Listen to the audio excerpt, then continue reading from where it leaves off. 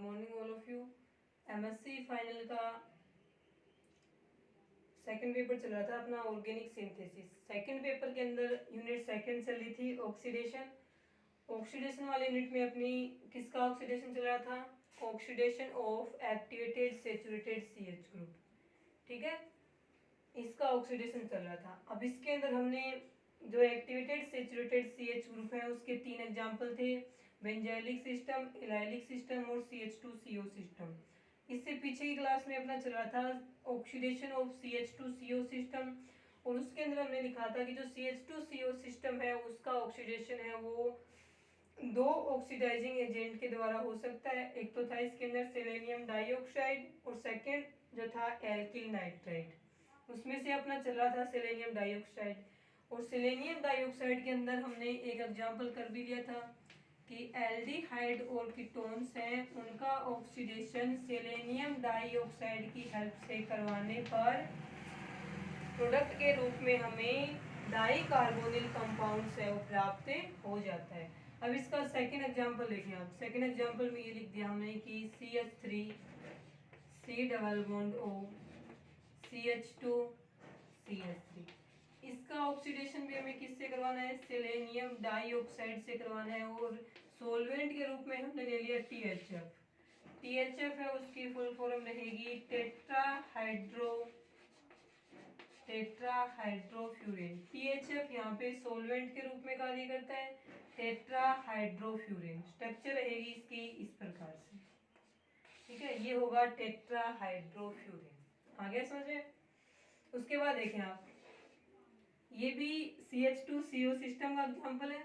ये एक प्रकार का क्या है? कीटोन है।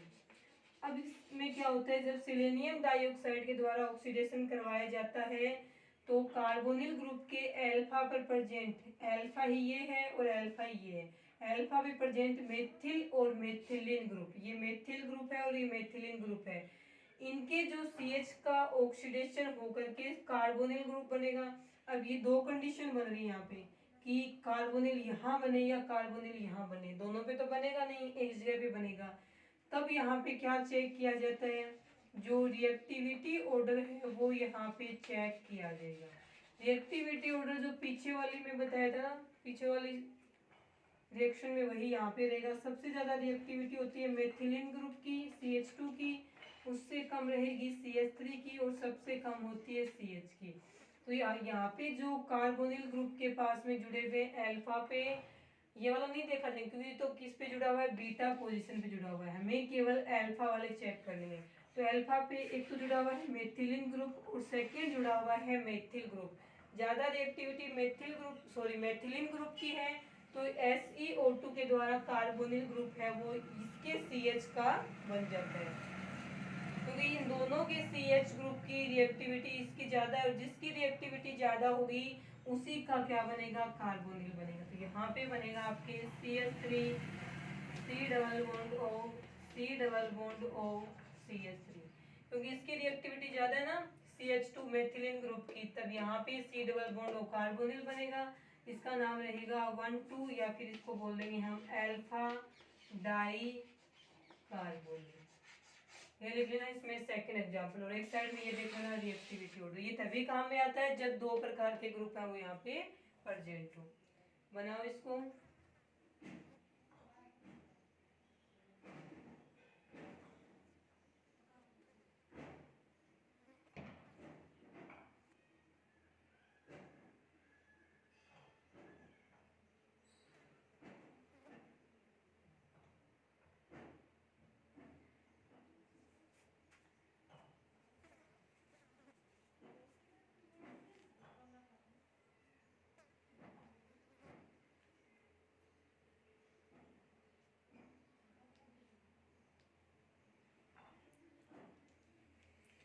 ठीक है, और यदि किसी कंपाउंड्स के अंदर कीटोन या एल्डिहाइड में CH2 CH3 CH तीनों प्रेजेंट हो तब भी सबसे किसका बनेगा? कार्बोनिल CH2 वाले के बनेगा। ठीक है, अब देखें इसके अंदर जो एक्टिवेटेड CH ग्रुप है ना CH2CO सिस्टम का एल्डिहाइड और कीटोन का, उसके अंदर हमने लिखा था कि एल्डिहाइड और कीटोन का ऑक्सीडेशन 2 ऑक्सीडाइजिंग एजेंट से हो सकता है। उसमें second oxidising agent selenium dioxide के बाद सेकेंड रहेगा आपका भाई alkyl nitrite by alkyl nitrite. ठीक है, सेकंड रहेगा अपना एल्किल नाइट्राइट। ठीक है, इसके अंदर रहेगा आपका एल्किल नाइट्राइट। देखिए इसके अंदर एल्किल नाइट्राइट, एल्किल नाइट्राइट के अंदर क्या होता है, उसमें भी सेम यही प्रोडक्ट बनेगा एल्किल नाइट्राइट में, लेकिन देखते हैं किस प्रकार से बनेगा।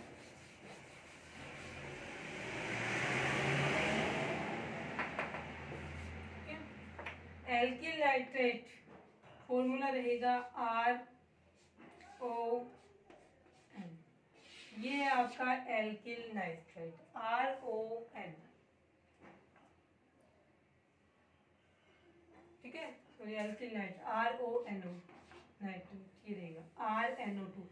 यदि ऐसा होता तब तो इसको बोलते नाइट्रो एल्केन, क्योंकि इसमें एल्किल ग्रुप से नाइट्रोजन जुड़ा हुआ ना, तब इसका नाम रहेगा नाइट्रो एल्केन। और यदि ऑक्सीजन एटम में वो एल्किल ग्रुप से जुड़ा हुआ है तब इसका नाम हो जाएगा एल्किल नाइट्रेट।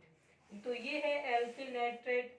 इसके द्वारा जब हम CH2CO सिस्टम वाले एल्डिहाइड और कीटोन का ऑक्सीडेशन, एल्डिहाइड और कीटोन का ऑक्सीडेशन करवाते हैं, यहाँ पे हम एसिड की प्रेजेंस में भी करवा सकते हैं और बेस की प्रेजेंस में भी करवा सकते हैं, सेम रहेगा।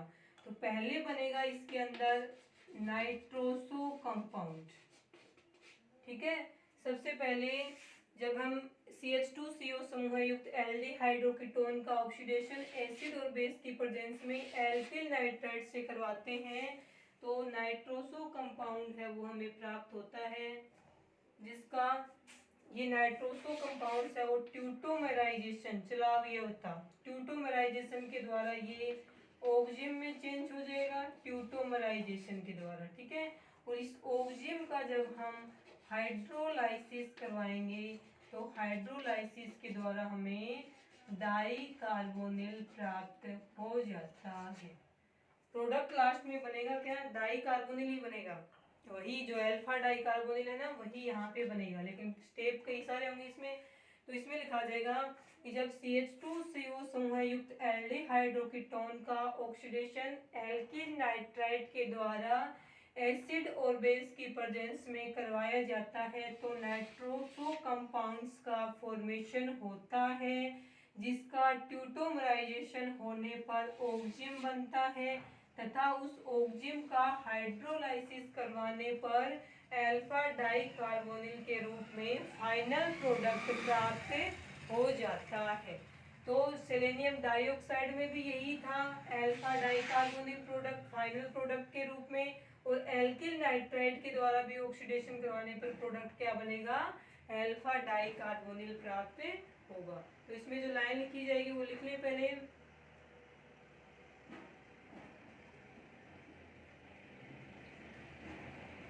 सबसे पहले लिख लें इसके अंदर, इसमें CH2CO सिस्टम, CH2CO सिस्टम ऐसे डैश लगा के CH2CO system with aldehyde or ketone are oxidized by alkyl nitrite in the presence of acid and base are form nitroso compounds which tautomerize to the oxygen nitroso compound which tautomerize into oxygen compound, comma लगा के लिखना, which hydrolysis to gives a dicarbonyl compound, ये लिखा जाएगा। पहले इसकी reaction लिखते हैं, केमिकल रिएक्शन, और उसके बाद में उसकी क्या करेंगे, मैकेनिज्म करेंगे। तो केमिकल रिएक्शन देखिए इसके अंदर क्या रहेगी, R C double bond O CH2 R dash. ये आर और आर डैश अलग अलग एल्किल ग्रुप है। RONO इस प्रकार से लिख देंगे। एल्किल नाइट्राइट को एसिडिक मीडियम भी ले सकते हैं और बेसिक मीडियम भी ले सकते हैं। साथ में लिख देंगे H2O, क्योंकि लास्ट में क्या करवाते हैं हाइड्रोलाइसिस, उसके लिए H2O की आवश्यकता होगी। तो यहाँ पे क्या बनेगा RC डबल बॉन्ड हो, इस CH2 का भी क्या बन जाएगा कार्बोनिल ग्रुप और ये R डैश। ये वाला जो है वो इसके अल्फा पे है ना, कार्बोनिल के अल्फा पे, इसी का क्या बनेगा CO ग्रुप बनेगा। तो इसका नाम हो जाएगा अल्फा डाई कार्बोनिल कंपाउंड। ये प्रोडक्ट बनेगा, इसमें फाइनल प्रोडक्ट है। बीच वाले तो मैकेनिज्म में करेंगे किस प्रकार से बनेंगे। तो लिखें ये इसका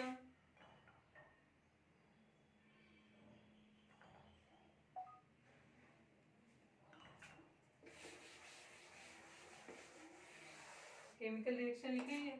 उसके बाद में करेंगे अब इसके मैकेनिज्म कि नाइट्रोसो कंपाउंड कहाँ बनेगा और ऑक्सिजन कहाँ बनेगा।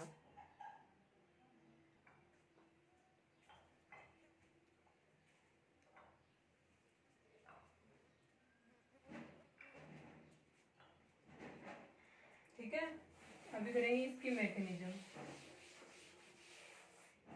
हेडिंग लिखे आप मैकेनिज्म।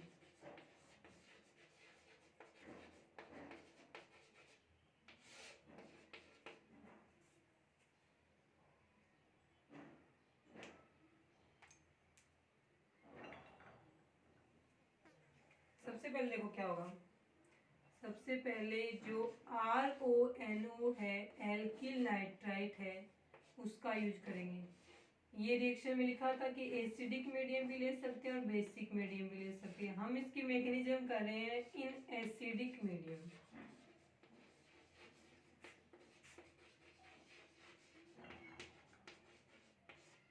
इन एसिडिक मीडियम, ठीक है। ऑक्सीडेशन देखो किस प्रकार से होगा, यहाँ पे ये आएगा, इसके पास जुड़ेगा, बनेगा ROH। अब यहाँ से आएगा ऑक्सीजन, कोई ऑक्सीजन अपने इलेक्ट्रॉन इसे देगा, देने वाले पे चार्ज आता है पॉजिटिव, हाइड्रोजन इलेक्ट्रॉन लेगा, लेने वाले पे चार्ज आएगा नेगेटिव, इस पे नेगेटिव चार्ज आएगा, वो इसके पॉजिटिव से न्यूट्रल हो जाएगा। यहाँ पे जुड़ा हुआ है नाइट्रोजन डबल बॉन्ड ऑक्सीजन। फिर क्या होगा नेक्स्ट स्टेप में, अधिक ईएन वाले, नाइट्रोजन और ऑक्सीजन में से ज्यादा ईएन किसकी है, ऑक्सीजन की है। अधिक ईएन वाले एटम पे यदि पॉजिटिव चार्ज हो तो वो उस कंपाउंड्स की स्टेबिलिटी को डिक्रीज कर देता है। यदि किसी भी कंपाउंड्स में अधिक ईएन वाले, मोर ईएन वाले एटम पर पॉजिटिव चार्ज हो तो वो उस कंपाउंड की स्टेबिलिटी को कम कर देता है। तो पॉजिटिव चार्ज को हमें खत्म करना है, तो ये इस प्रकार से बनेगा। तो क्या बनेगा ROH बन गया। अब ये बॉन्ड इस प्रकार से जुड़ता है तो नाइट्रोजन पे चार्ज क्या आएगा positive charge, and double bond of positive charge. इसको हम बोलते हैं नाइट्रो सोनियम आयन। ये तो केवल जो ऑक्सीडाइजिंग एजेंट है ना इसकी मैकेनिज्म है, पहले इसके अंदर चेंज होता है एसिडिक मीडियम में, इस प्रकार से ये बन गया आपके नाइट्रोसोनियम आयन। इतना लिखें इसमें एक बार।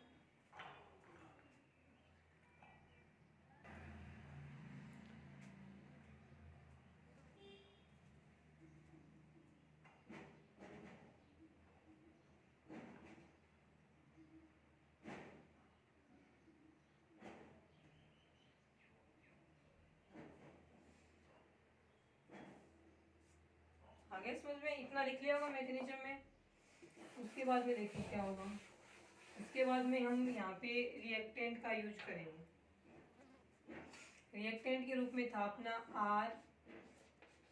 RCH2C डबल बॉन्ड OR, ये R डैश मान लो, उल्टा लिख दिया। उसमें हमने क्या लिखा था RC double bond O CH2 R dash, उसको ऐसे लिख लिया, एक ही बात है। ये लिख लिया होगा इतना।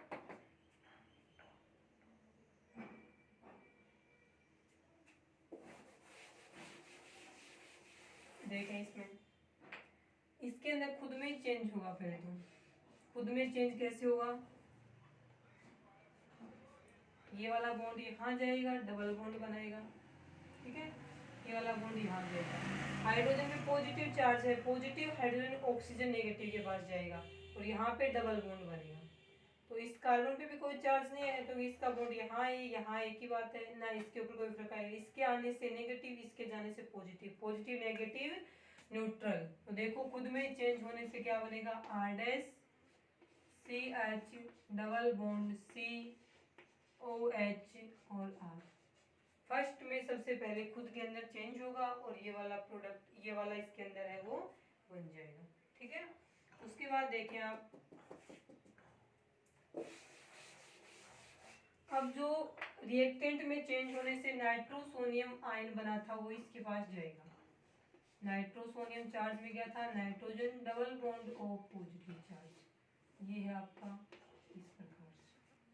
अब ये बॉन्ड वापस घूमेगा यहाँ पे, हाइड्रोजन अलग हो गया पॉजिटिव के रूप में और ये वाला बॉन्ड है वो जाएगा इस प्रकार से। आगे समझ में? तो इस बॉन्ड के ऐसे टूटने से इस कार्बन के ऊपर नेगेटिव चार्ज है, कार्बन नेगेटिव के साथ में क्या जुड़ेगा, ये नाइट्रोजन पॉजिटिव। तो यहाँ पे क्या बनेगा, R dash C H N double bond O. Nitrogen इससे इलेक्ट्रॉन लेगा ना तो इसका नेगेटिव पॉजिटिव चार्ज है वो उदासीन हो जाएगा, carbon double bond O R, ये माइनस में एच पॉजिटिव यहाँ से बाहर निकलेगा। ये एनो ग्रुप जुड़ गया ना, अब इसको हम क्या बोल देंगे, नाइट्रोसो कंपाउंड है वो बोल देंगे। यही बना था ना पहले, उसके अंदर नाइट्रोसो कंपाउंड बना था। फिर इस नाइट्रोसो कंपाउंड्स का क्या किया था हमने, ट्यूटोमेराइजेशन किया था। चलो अब ये विकर्ण करेंगे, यहाँ पे लिखेंगे ट्यूटोमेराइजेशन। ट्यूटोमेराइजेशन के अंदर क्या हुआ देखें, ये वाला हाइड्रोजन हम यहाँ लिख देते हैं, ठीक है, ये बॉन्ड यहाँ से जाए यहाँ पे और ये वाला बॉन्ड है वो यहाँ पे बने। क्या बनेगा इसके अंदर, देखें ये बॉन्ड यहाँ बनेगा तो क्या बनेगा, R dash C double bond O double bond nitrogen, यहाँ पे डबल बॉन्ड बन गया, नाइट्रोजन सिंगल बॉन्ड ऑक्सीजन। अब देखें ऑक्सीजन नेगेटिव पे ये H पॉजिटिव जुड़ेगा तो यहाँ पे जुड़ जाएगा OH। आगे वाला सेम रहेगा, C double bond O R, इसका नाम रहेगा ऑक्जिम, क्योंकि हमने लिखा था कि नाइट्रोसो कंपाउंड से उसका ट्यूटोमराइजेशन करवाने पर ऑक्जिम बनेगा। ये जो CnOH है ना, इसी को क्या बोला जाता है, ऑक्जिम। ये जिसके अंदर होगा वो ऑक्जिम बनेगा। उसके बाद में इस ऑक्जिम का क्या करवाना है, हाइड्रोलाइसिस करवाना है H2O के द्वारा। ठीक है, ऑक्जिम का क्या करवाएंगे हम, हाइड्रोलाइसिस करवाएंगे। तो हाइड्रोलाइसिस में प्रोडक्ट क्या बनेगा आपका, देखें यहाँ पे जो हाइड्रोजन है ना ये इस प्रकार से होगा, ये H2O यहाँ पे जोड़ते हैं हम, H2O को जोड़ेंगे हम, ऑक्सीजन H2O लिख देना, ऑक्सीजन ऐसे होता है H2O, ये बॉन्ड इस प्रकार से टूटेगा कि ये ऑक्सीजन इस कार्बन से डबल बॉन्ड से जुड़ेगा और ये दोनों हाइड्रोजन इस नाइट्रोजन से जुड़ जाएंगे एक एक करके। तो प्रोडक्ट बनेगा अपना R C double bond O, C double bond O R, ये था आर डैश। ठीक है, ऑक्सीजन डबल बॉन्ड से कार्बन से जुड़ गया तो ये देखो क्या बन गया अपना डाई कार्बोनिल, यही था अपना प्रोडक्ट। नाम रहेगा इसका एल्फा डाई कार्बोनिल। ठीक है, और यहाँ पे क्या बन जाएगा, इसके साथ में बन जाएगा NH2OH।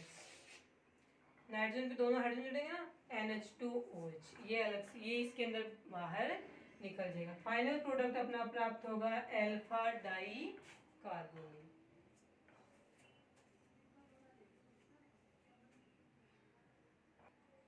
आ गया समझ में? इस प्रकार से एल्किल नाइट्राइट के द्वारा एल्डिहाइड्रोकीटोन जिनमें CH2CO सिस्टम प्रेजेंट होता है उनका ऑक्सीडेशन एल्किल नाइट्राइट से करवाने पे ये वाला अपना प्रोडक्ट है वो बनेगा। मीडियम चाहे एसिडिक रहे चाहे बेसिक रखें, दोनों में ही product final product alpha dicarbonyl प्राप्त हो जाता है।